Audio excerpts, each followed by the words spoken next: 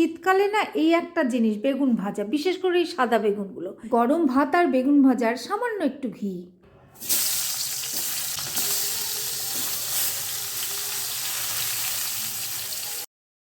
আজ করছি তেলাপিয়া মাছ, একটু অন্যরকম করে। বেগুনগুলো লম্বা লম্বা করে কেটেছি।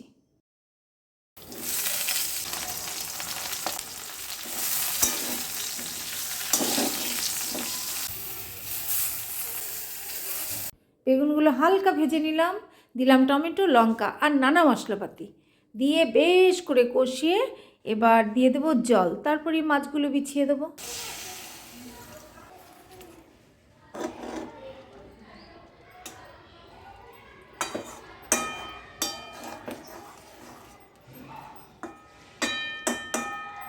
দিয়ে দিলাম ধনেপাতা, ব্যাস আজকের মতো রান্না শেষ।